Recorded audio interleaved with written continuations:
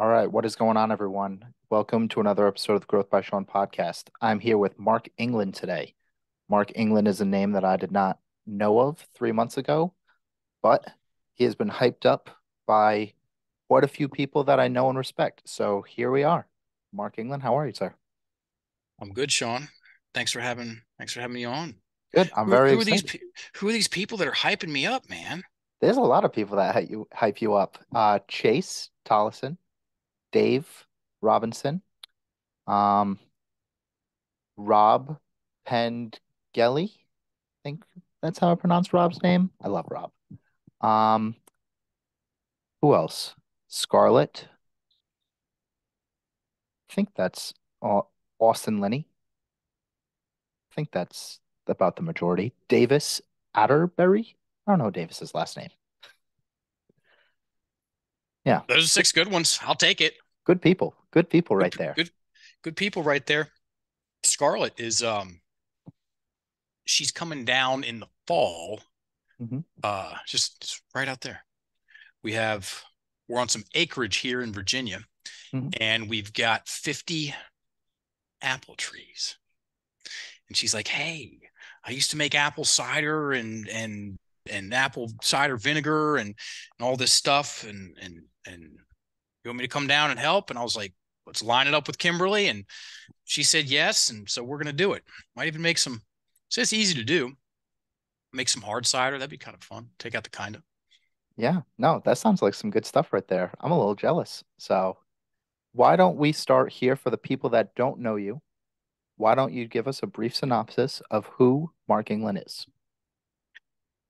I'm taking a page out of Alan Watts' book because I could say accurately that I'm a teacher.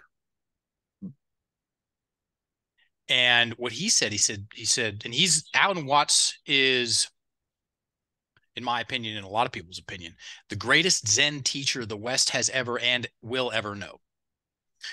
Um, and he said before anything else, he goes, I teach Zen all day long. Before anything else, I'm an entertainer. Hmm. So before anything else, I'm a storyteller. Hmm. I'm a storyteller. And what do good storytellers do? They entertain people. And in the midst of entertaining people, I talk about words and the power of them and how they influence us for better and for worse in expansive ways and constrictive ways and help people think about their thinking because Hmm. most people aren't thinking about their thinking. They're just thinking.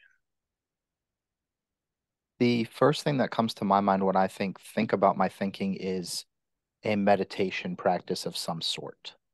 What I'm most interested in when you work with people, though, how do you create immediate vulnerability between yourself, and who you're working with at that time? That's easy. Breathe. Okay. Show up and breathe Hmm. well, which is that is a nonverbal way. That is an energetic, dare I say, and dude, there's a psychic way. That's just it's a way to of being comfortable with whatever story they have. Okay. So that's one thing. That's the Hmm. main thing. Hmm. So we're known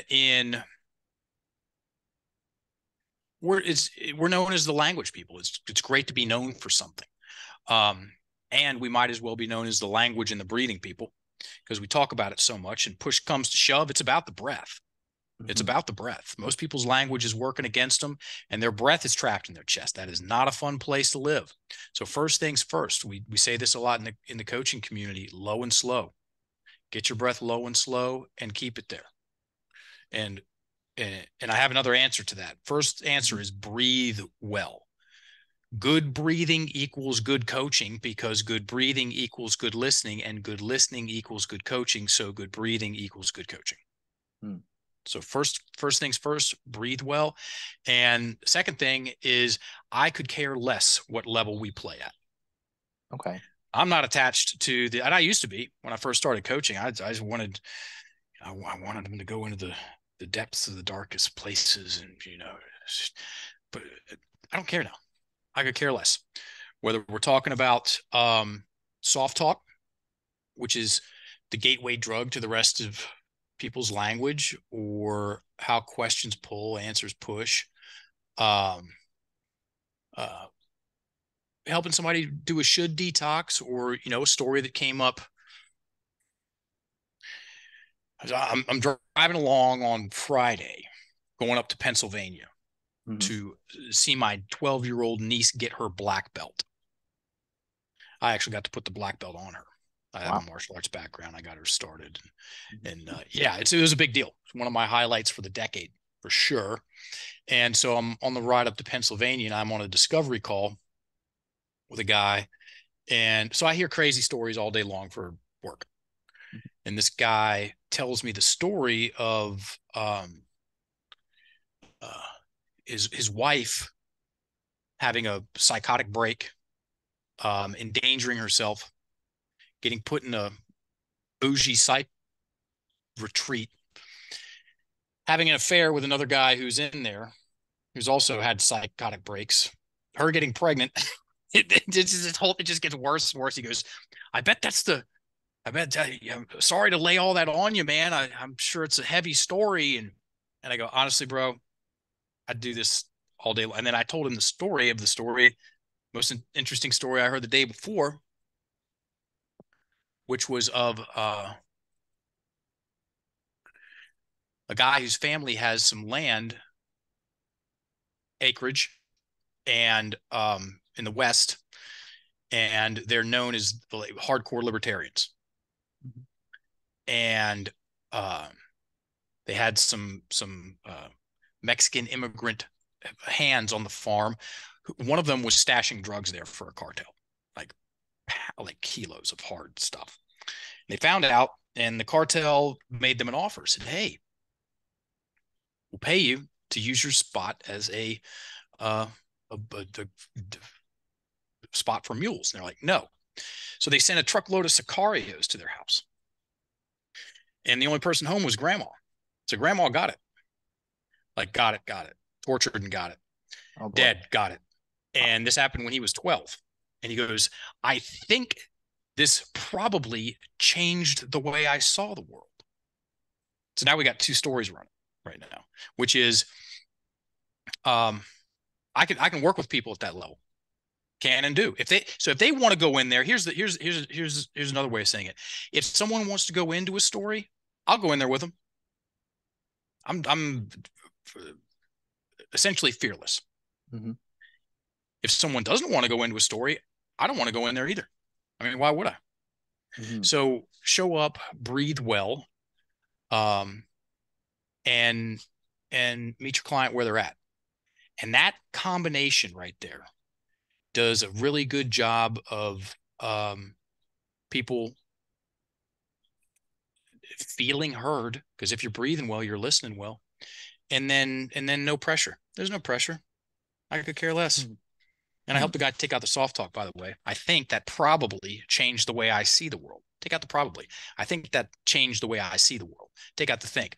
That definitely changed the way I see the world. And oh, by the way, those stories, the Sicario cartel hit and the guy with the wife, neither of them had written those stories down and out, which is another thing we can talk about a little bit later if you want to. The difference between Hmm. stories written out and stories kept in the head, which is where most people keep their stories. So I'm an entertainer. I'm a teacher. I help people get their language working for them. Most people's language is working against them. Um, we help people dismantle the victim mentality, their victim mentality. We certify coaches in how to do that exact thing. Hmm. Um, been doing it for a while. I've been doing this thing for 16 years, full time, and I like it for a number of reasons. Hmm. So, when you first started, would you say that you would attach yourself more to the story that you went into with someone? I would attach myself to the results. Okay. Yeah, How was there a moment in time that you started to detach from that? yeah. Um, when I realized that it wasn't a good session unless they were in pieces. If they didn't cry about something, I Hmm. didn't do my job. And I'm like, wait a minute, bro. Uh, is that are you is that for them or is that for you? Because I was attached. I wanted them to go out and say that was the most powerful session I'd ever had, and blah blah blah. And I'm like, take a look at that. And I took a look at that, and it didn't happen overnight. Hmm.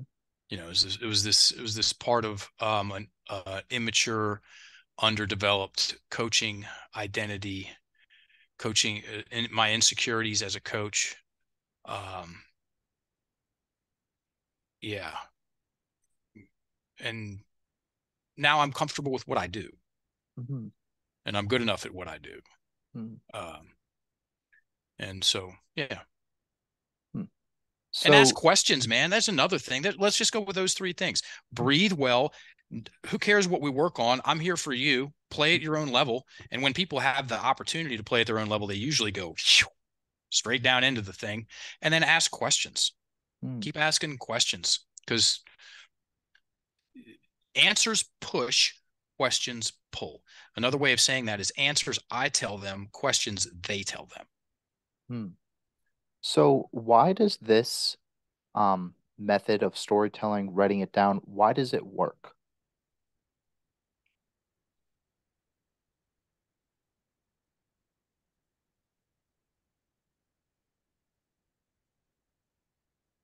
Because most people are disorganized in their in the curation of their experiences. Okay. And a story kept in the head uh, acts mechanically very different than a story written down. And most people, they would pay not to write out the stories of ouch and pain and sting and woe because they're going to feel it again. Hmm. And it's just like a spicy Thai dish. Specific events, they burn going in, they smolder while they're in there, and they burn coming out. And Hmm. if you don't know what I'm talking about, folks, go to your local Thai restaurant, order Thai hot something, curry, and then message me in 48 hours if everything's working properly. And you'll know exactly what I'm talking about. So most people avoid going into the memories because it hurts again. And so what they do is they keep the stories up in their head. Now, a story kept in the head is very hard to get someone. It's very hard to coach someone with stories kept in the head versus once they're written down. So a story kept in the head, again, is where most people keep the stories of ouch. It swirls. Where does it start? Where does it stop? It's seemingly infinite. There's the worst part again. Ouch. Story kept in the head. Uh, I'm still in the story. The story is still in me. I'm still in the story. It's subjective. It's personal. Time does not apply to the emotional body. Story kept in the head, breath trapped in the chest, picture is in your face. That's the mechanics of stories kept in the head. Stories written out, and I'm not talking about journaling. I'm not, because what most people do when they journal about something, they write in general ways about how they feel, generally speaking. Okay.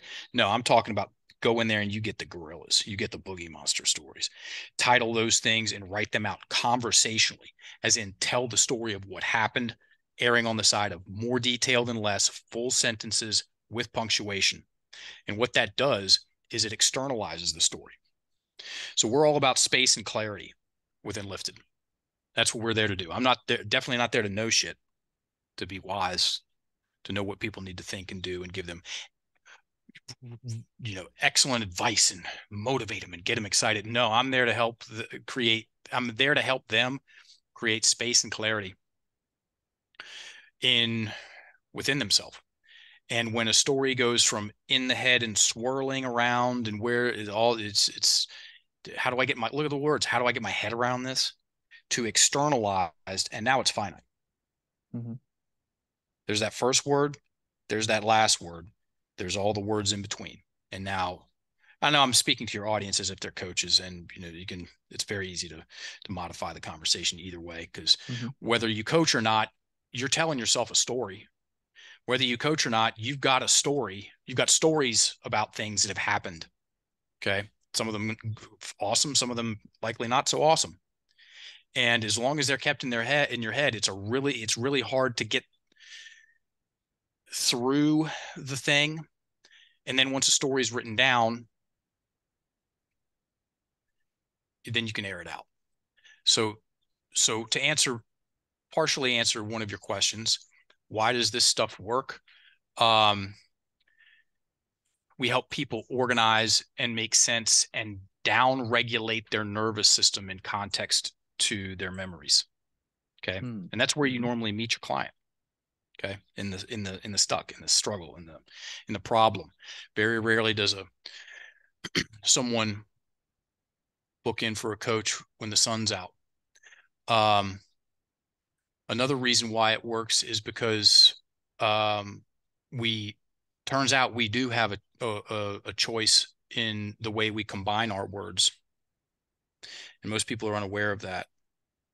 Or it would be a surprise how many ways people can use their words, um, and that there are language patterns to creating to turning your life into a dumpster fire in your imagination, or maybe not even in your imagination. There are certain things that you can say to people that, you know, paint them as the exclusive victim, and they'll never talk to you again. It's called burning bridges. Mm-hmm. And when some people, when people are, this is an education issue, Shawn. Okay. Yeah. Oh yeah. Oh yeah. I've asked a lot of people, and I was a teacher. Mm-hmm. Yeah. Most people's language, their education about their language comes down to spelling, grammar, and definitions. Most people haven't had any classes, courses, even conversations about how to use their language to stay focused on what's important and keep the drama down and build themselves up in their imagination. Not most of the time it's spelling, grammar, and regular definitions. There's a little more to it than that. Why else does it work? Most people have never heard the definition of the victim mentality. Okay, Mm-hmm. so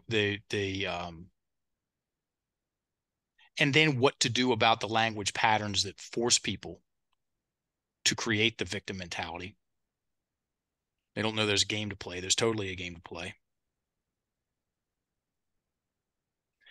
And also some people get addicted to it. So,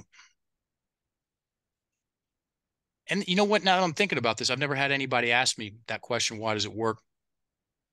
A lot of times, when people want out, they're going to find something that works. Or it's like, what's the best workout program? It's the one you're going to use, Mm-hmm. right?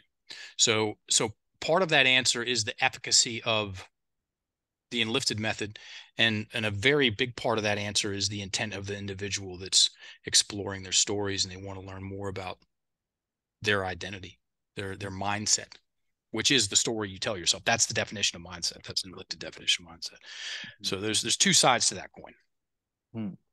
So over time, we, over time, how should I word this? The words that we use against ourselves, was this something that we unconsciously created, or did someone spitefully say, wow, I can create these words and put ourselves against each other, or put ourselves against ourselves? Which came first, the chicken or the egg? Hmm. I had a buddy of mine who was an Ayurvedic doctor. He used to say the English language is a slave language. And I didn't inquire past that. I was like, that's an interesting thing to say. This guy was smart.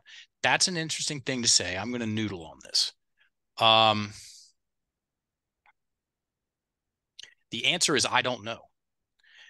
What I do know is that there are groups of individuals, there are organizations, there are industries, and there are mega industries built off of the backs of people's victim mentalities. And if you watch the news, you're not coming out of there feeling better. Mm. They know exactly what they're saying. Mm-hmm. They know exactly what they're saying. And if you look at it, it's a bunch of stuff that you can't do much, if anything, about, which is at least on the lowest grade stressful, and give you some anxiety, and then they sell you a truck and a new prescription medication in between each segment of the news. It's not the news, it's the bad news. Mm-hmm. Bad news is stuff that's very unfortunate and stuff you can't do anything about. You put those two things together, and that's what the freaking news is. I don't care what news channel you watch. And yeah, there are absolutely ways to drive people insane, um, uh, demoralize people, um, stress them out. People are a lot easier to control when they're in fear and stress responses, sympathetic nervous system responses. Yeah, wind them up and point them in a direction. Mm-hmm. It's called problem reaction solution. So, whether the English language was designed to enslave people, I don't know. Uh, I also know that the way the English language is used almost exclusively, it is externalized, vague, and inflammatory. Hence the chaos. It's externalized, it's vague, and inflammatory. And I also know this. And whether it was engineered or wasn't engineered, the end result is the same, that we have a baked in positive feedback system, as in good things happen to us psychologically, emotionally, and physiologically when we use our language to take responsibility for what we're doing and what we're creating. Okay. Part of us hates it. Okay. Because there's an aspect of people's victim centricities that wants to be completely absolved of any responsibility for the chaos we've got going on in our life. Okay, so that part of us hates it when we go, I need them to respect me. And you catch that, and then you go, no, I need me to respect me. Mm-hmm. Okay. Or she's wasting my time. No, I'm wasting my time. Or my dad talks to me like a child. Take out dad, put in, I talk to me like a child. Or they're seriously, everybody, who's talked more shit to you than you? It's not even there's no comparison. It's not even a close second. And when we start going from yeah yeah yeah to pointing that finger back at us, and what's real, I know cool's an opinion. I know it's cool for me to know how to do that, to talk myself off a ledge and save myself a weekend of drama, at least in my own head. And then when we do that, we get a sense of, back to the feedback loop, a sense of empowerment, a sense of ability, being able to engage, interact in a situation. Our breathing unlocks. It's very stressful to go from to live in he did that to me land. No, he did that to himself, or I did that to me. Mm-hmm. Okay. So you have a different way of looking at things, and you find the one that unlocks your breath and down regulates your nervous system. And it doesn't matter if you're French, Laotian, Russian. When someone gets more reflective with their language, um, they become more powerful. And that's Mm-hmm. baked into the hardware. So we're talking about software with the language. I'm talking about hardware. And I think and feel, I know it's the case in Spanish, and I've worked with a number of people. And I lived in Thailand for 10 years. I lived in Ecuador for 18 months, did a couple of summers in London and several good rounds in Istanbul. And um, I've been around doing this stuff. And there's a glitch in every language. There's a way to piss myself off in Thai. Okay. There's a way to piss myself off in German. There's a way to piss myself off in Russian. There's a way to piss myself off in Spanish, and it's the exact same language patterns in Spanish. So there's three pillars of language that script the victim mentality, and they match perfectly from English to Spanish. It's called negations, projections, and soft talk. And so there's a way to tell myself a victim-centric story in a language. Most languages, I'm sure there's some native languages that that wisened up to that a while ago and put some governors in place. Okay. Yeah, look at Benjamin Lee Whorf's work if you want to get into that. That he's too intelligent for me. It's over my head, but I understand the essence of it. And yeah, so there's a way I can use my language in English to turn myself into a grown ass man baby, or there's a way to use my language to become more self-reflective. The Bhagavad Gita says it. He says self-reflection will take man further than prayer. I don't know if that's true. I do think that's very interesting to think about. Hmm. Most people that are unaware of how they talk to themselves and put blame on others instead of themselves, how can we help these people to not just point the finger at themselves, but become aware of that they are pointing the finger at someone else? Uh, how do we make them aware of that? Hmm. Um,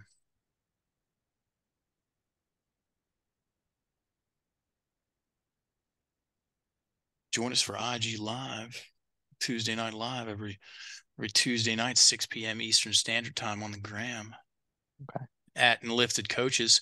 Um, well, here's the thing. If someone does not want to know about that in any way, shape, or form, a letter from Congress and a phone call from God won't budge it. Um, why do people seek things out? You know, why are some people geared towards self-improvement? So you got to qualify the audience. Okay. And so once those people are in the room and they have self-selected themselves to think about their thinking, the answer to how is very simple. Okay. Pick up a pen and write down something that irritates you. Hurts, haunts, annoys, hurts, haunts. Those are the three prompts that we use. And if somebody writes down those stories, it could be a story of something, and hey, the neighbor's dog dumped in my lawn yard again. That annoys me. Or, the thing my sister said over Christmas that really hurt. Or, you know, every time I think about my dad punching my mom square in the nose when I was 9, and all hell broke loose and we went to go live in that shelter for a few months, that one still haunts me. Pick up a pen, write it down, and I can help you change the way you feel about it. Okay. Is you can continue. I'm sorry. That's it. In the same scenario, what happens when the things I did to myself were so bad that it's hard to forgive myself? Can I still rewrite that story, or is it just more difficult? It can be. Okay. Difficult and impossible are two different things. And are we looking for a complete forgiveness? Okay, maybe. What if Mhm. we turn the volume down on it by 40%? Hmm. That's worth your time, in my opinion, in my Yeah. personal professional opinion. That's worth your time. And then to circle back to, why does it work? Um, that also the people's intent, your intent. So it's the system and then the person using the system. And when a person that wants out finds something that helps, they get helped. Um, yeah. To switch gears, 16 years ago when you first started this versus today, what standards did you hold yourself to then? And what standards do you hold yourself to today? And how have they changed?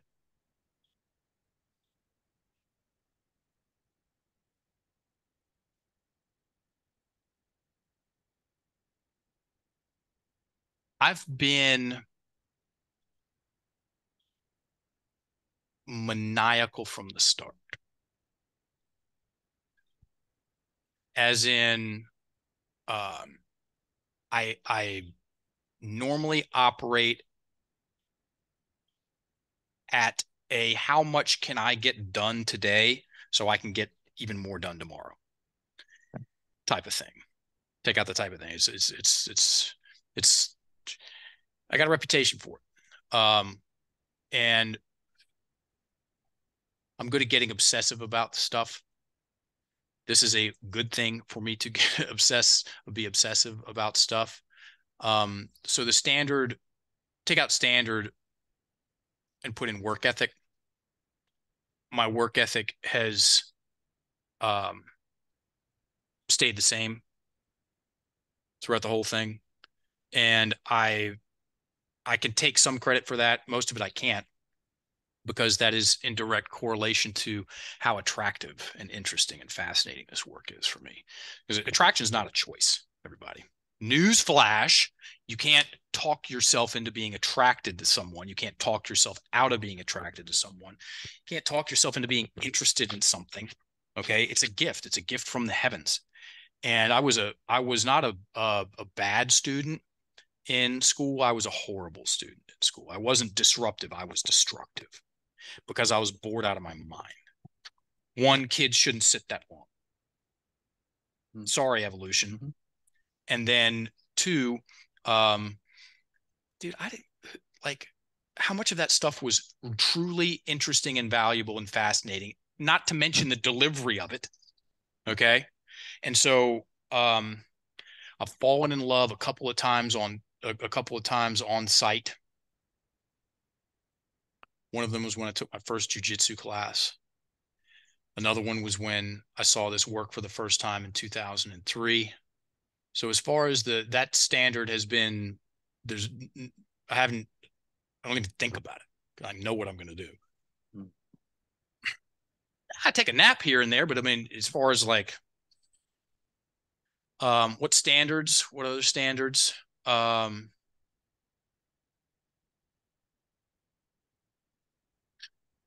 so I'm 16 years in.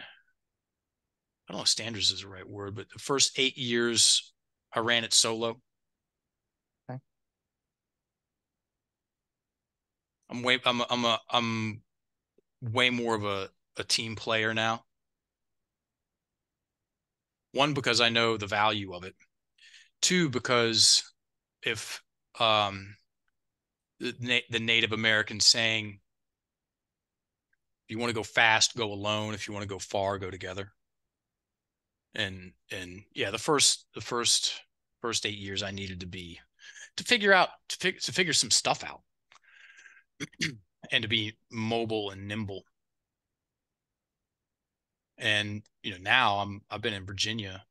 So I've lived out of a suitcase for a long time, everybody. My name hasn't been anywhere on a lease since 2001, anywhere on planet Earth.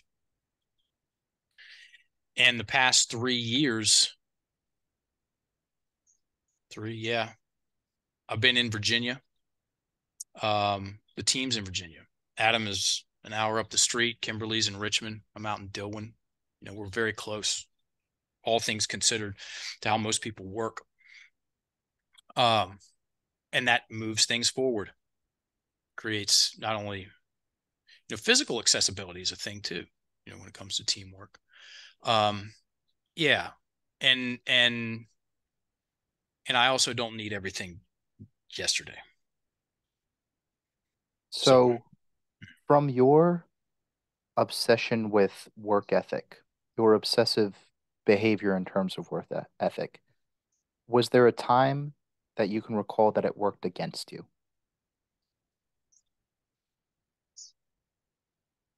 not in this line of work. Fight game for sure. So I had a handful of MMA fights. Everybody, I was a wrestler in high school. Got into jiu-jitsu and Thai boxing in college. This is why I moved to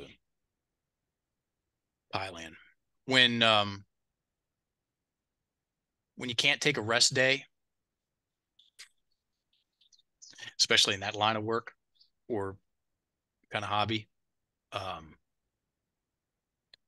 it'll work against you. Yeah, I've never, and I say that word consciously. I'm looking down 16. When was the last time I went to bed and said, or got to the end of the day and said, I just worked too much? I don't remember ever saying that. Hmm. I don't remember ever saying that. And I was on well, yeah, that's my answer. Okay. How to piggyback off that question in a sense, how do you face and attack your weaknesses that you have or have had? Do have. Um, there's a couple ways you can do it. You can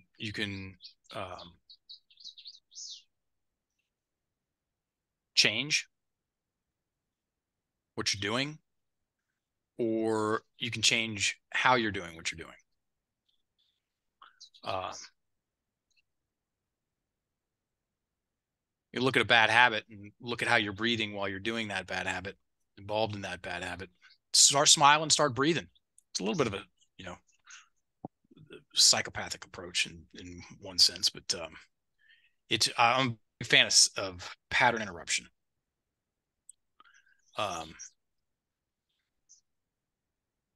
Yeah, I had a metaphysics teacher once, Stuart Wilde, and he said sometimes you need to be the bad guy, and if you're going to do that, be good at it. As in, get comfortable with it. As in, get comfortable with your good luck, everybody, extinguishing your shadow entirely. So sometimes a faster thing to do is to smile and breathe when you would have prior. Just locked yourself. Get conscious about your words. And get conscious about your breath. You'll sort out all kinds of stuff. How do I identify my weaknesses?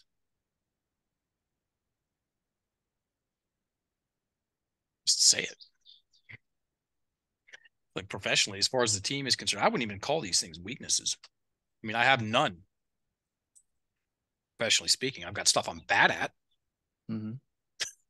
stuff I don't understand. I'm the most easily confused person on the planet. Like when we start talking about, you know, opt-in portals and funnels and, you know, email marketing campaigns, I just glass over it. It doesn't make sense in my head.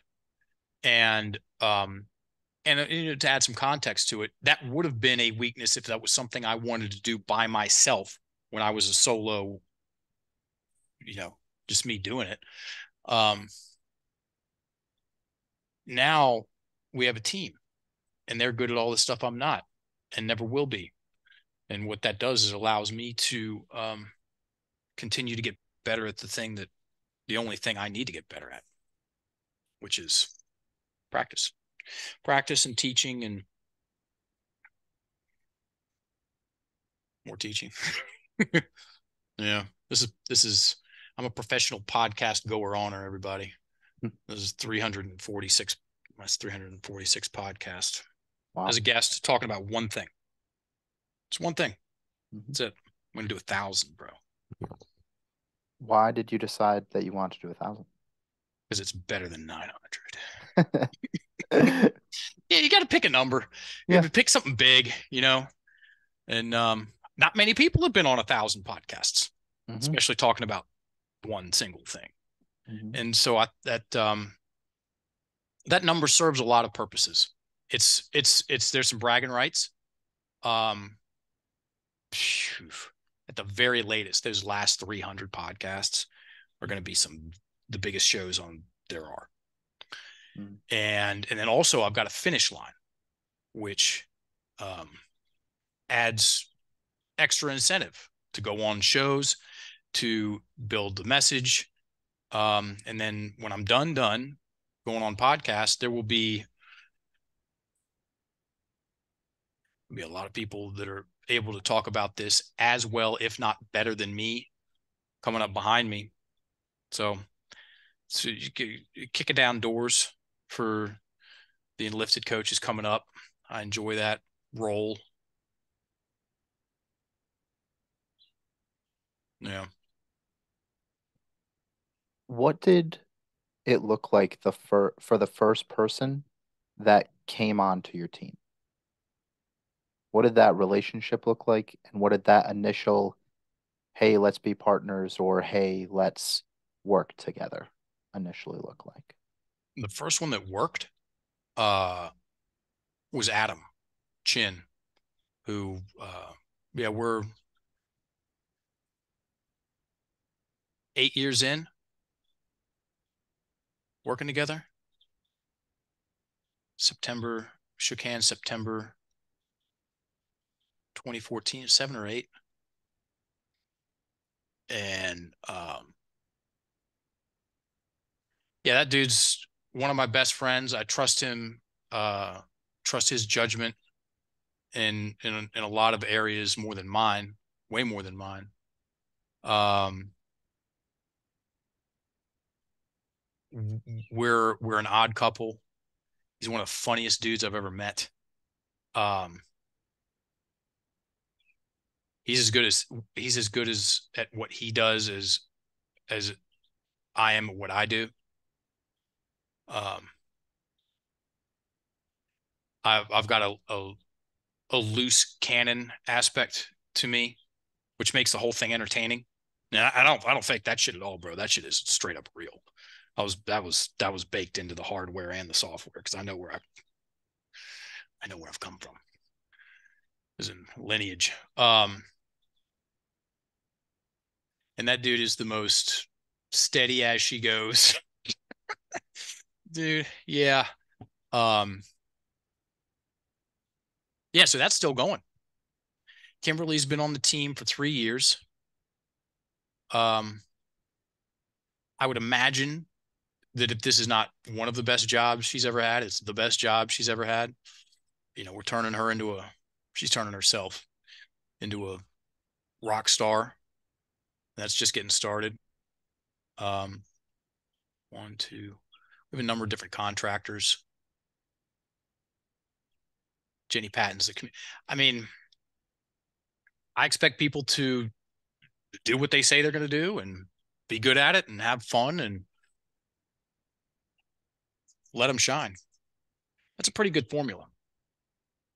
It's a pretty good formula because I'm going to do those things a vast majority of the time. Have you envisioned what your thousandth podcast will look like? Well, if it ain't Joe Rogan before, it'll be Joe Rogan at the end, right? Hmm. Um, and you know what? I don't care. I don't care what that thousandth looks like. I will save that thousandth for Joe, and I'm calling it. I think we go on Joe. I say think consciously. Q3 or 4 of 24, between Q3 and of 2024 and Q1 of 25. And that thousandth, it might be somebody who's it's their, you know, a student that's starting a podcast. I'll be their first, you know, like I've said yes to every single podcast Mhm. I've ever been asked to go on except for one, which was weird. And it was this guy. It was like it's the most crazy conspiracy, and I enjoy a good conspiracy theory here and there, but this was so fucking far out there. Um, and he was trying to get into personal development. I was like, this just doesn't no.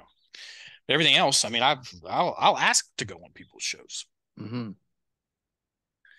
Um, And so, if it's a huge show, if it's a first show, whatever.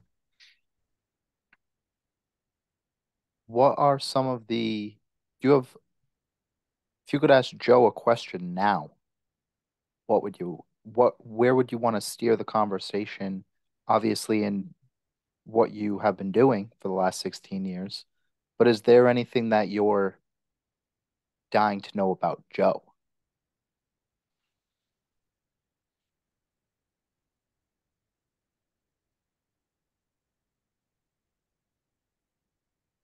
I want to know about his security team. I think that guy's got an entire SEAL team. It's like 6. That's interesting. Um, yeah, and where's he going to go in the apocalypse? Like, I'm sure, like that dude, he's probably got. I'd have a contingency. I do. Um, those are two off the top of my head, but those are just I'd come up if I had a day to think about it. I'd come up with a handful of great questions. What would I? Here's a better answer. Different question. What would I want Joe Rogan to ask me about? I'd want Hmm. him to ask me about the definition of the victim mentality, and I'd want him to ask me about the language patterns that force it, and I'd want to play some language games with him, and I bet he'd be up for it. I mean, those are such long form conversations. Pick a story,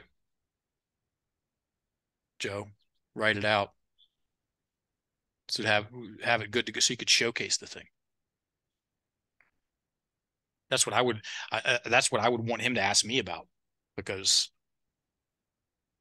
that's what most people that pay attention to us are interested in: the victim mentality. We had a guy. We paid a guy to scrape our social media once upon a time, and he came back with our most favorite posts and so everything everyone ever commented on. And he goes, "It's the victim mentality. There's no close second." Hmm.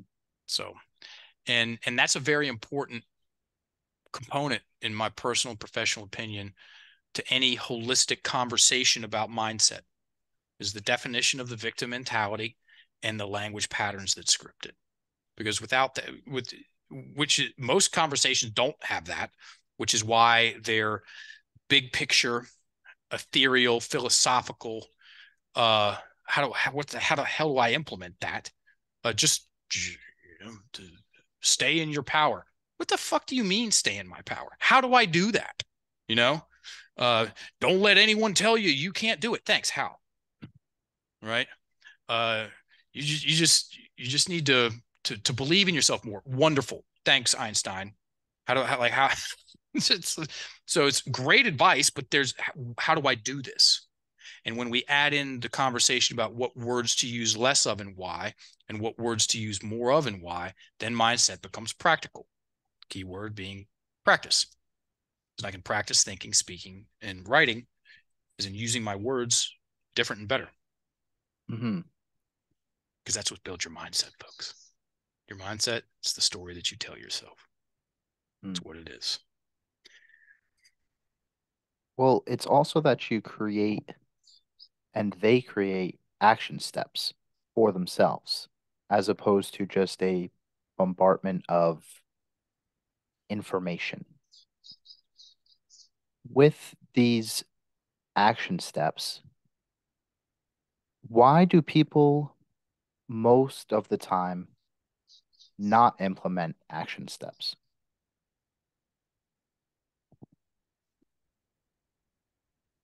Could be several reasons.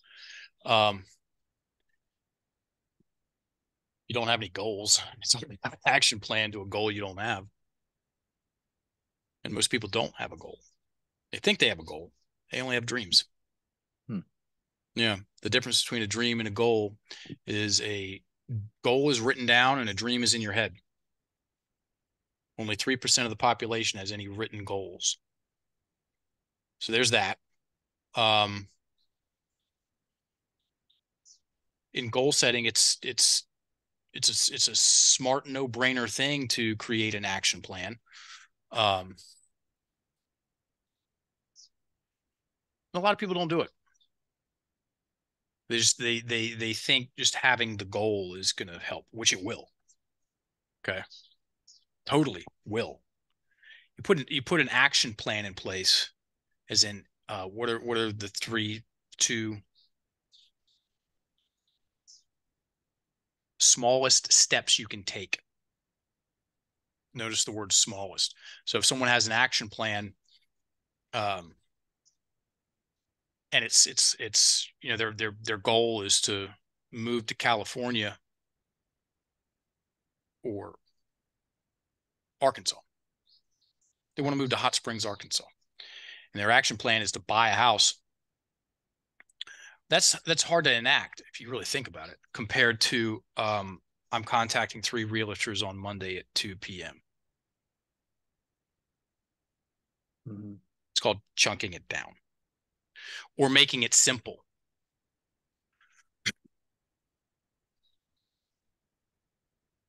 And then, I mean, it keeps going. A lot of times, if a goal is big enough, it's going to push buttons. And the main one is a telephobia, the fear of not being good enough.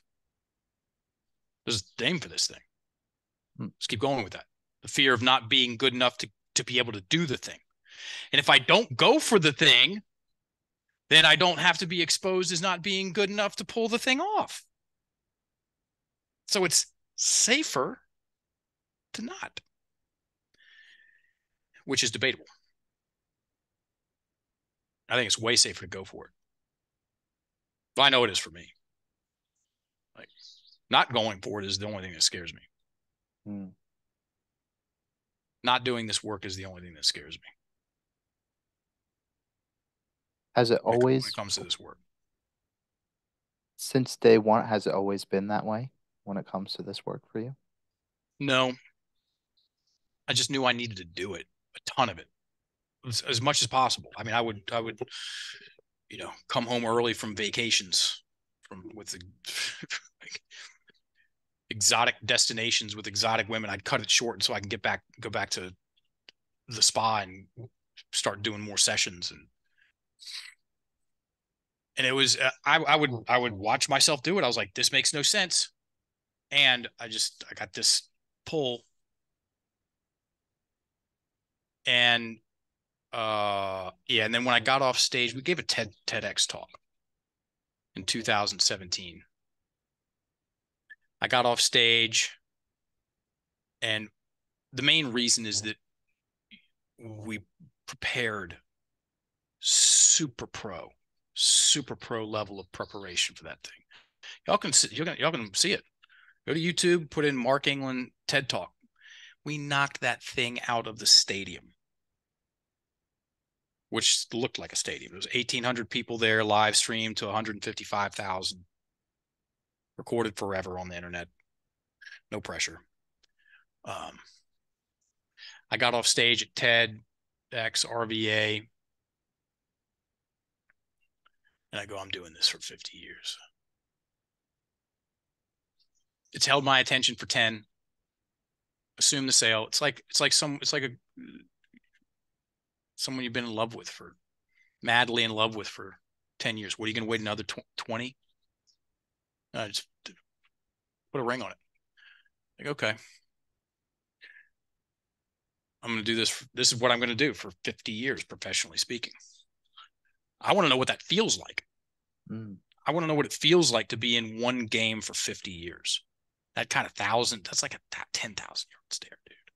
And then, and this does circle back to, what standards do I have that are different now? I don't need everything now. I don't need everything yesterday. It's in my calendar right now. I started January 17th, 2007. I went in my calendar and scrolled down to January 17th, 2057. It's my last day at work. Not sure what I'm going to do. That's a joke. What can we pull off in 50 years?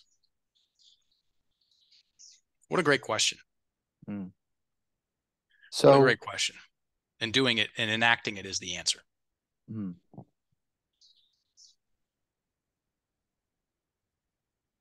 Well, it was a great answer. So I'll take it. I'll take it. How I end the show is the last guest has written a question for the next guest. The only thing is that you have two questions due to a technical issue. So I'll take both. my, all right. First one is a blast from Big Mike from Swan's Nutrition Corner. He's been a really good friend for a few years, and he actually sells. I had listened to a podcast, I believe, that you had done with Ryan Sprague, or it was something between the two of you, but you had talked about um like the boner pills, and Mike sells some, and they're called cock rockets. And they're just like when I asked Big Mike about his favorite supplement, um, he told me that it was cock rockets. I just figured you would have a nice laugh at that. But Big Mike would like to know, have you ever bent over to try to see your asshole? Sure. Okay, easy answer. Yeah. I the place where I started working um as a counselor, it was at a cleansing and detox resort called the Hmm. Spa. And they would do the main program was a 7-day cleanse, which entailed two colimas, which is a gravity fed enema, 5 gallons, one in the morning, one in the afternoon. And I got real comfortable with my pucker and listening to other people talk about it. It was Yeah. just every day, all day. Hey, what day are you on? Day 4. Wouldn't believe what came out of me yesterday afternoon at breakfast. And it was like, oh, Huh. cool. Wow. I'm just imagining everyone synced up there in the line for the restroom, things of that nature during something like that. Everybody knows what they're going in there for. There's no judgment. Your other question is from Sandra Zapala, and how do you want to be remembered?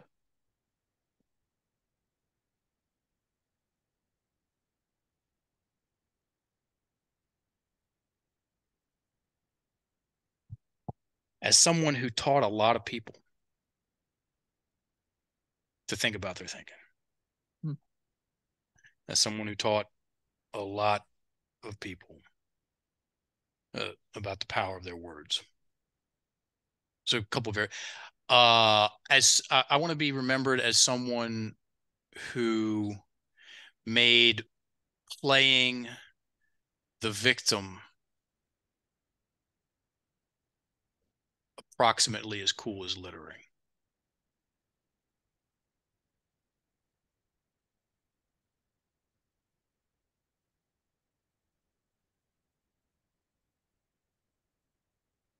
The only other thing that I am looking for you now is your question for our next guest, and then where we can find you.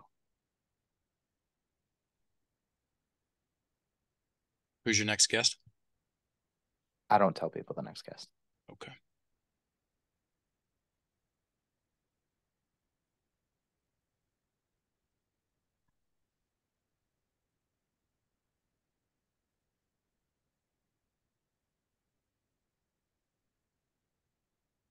When was the hardest you've ever laughed?